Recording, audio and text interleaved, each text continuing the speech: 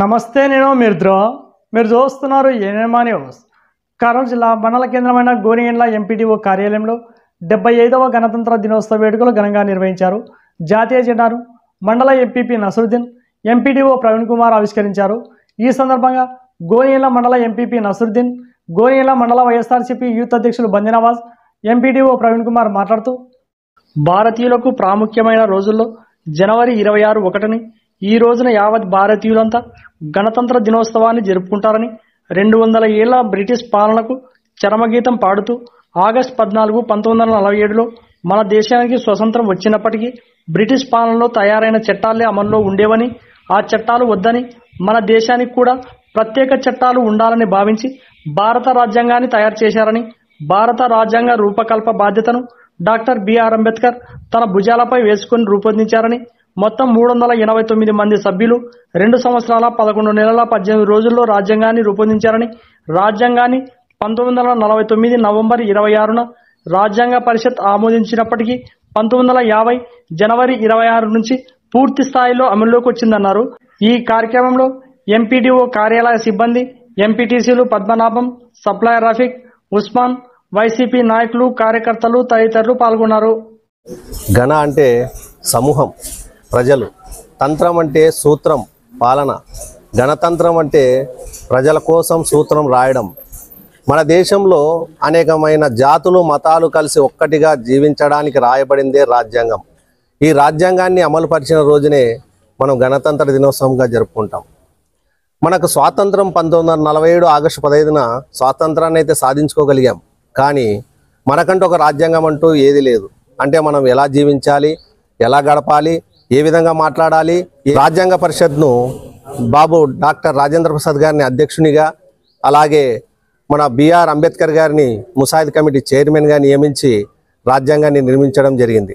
మన రాజ్యాంగాన్ని రాయడానికి అనేకమైన దేశాలను పరిశీలించి వివిధ దేశాల నుంచి తీసుకొని ఒక పెద్ద లిఖిత రాజ్యాంగంగా రూపొందించారు. మన రాజ్యాంగంలో రాయడానికి 2 సంవత్సరాల 11 నెలల 18 రోజులు పట్టింది.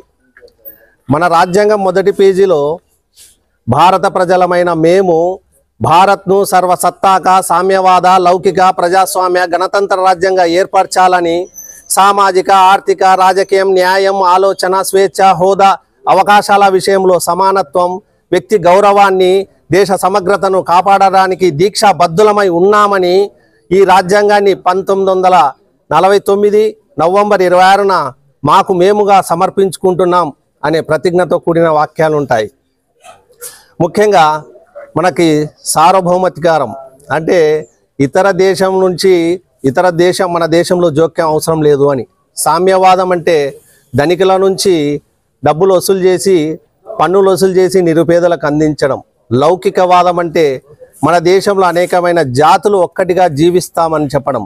ప్రజాస్వామ్యం అంటే ప్రజల చేత, ప్రజల కొరకు, ప్రజలు రాయబడిందే ఈ రాజ్యాంగం.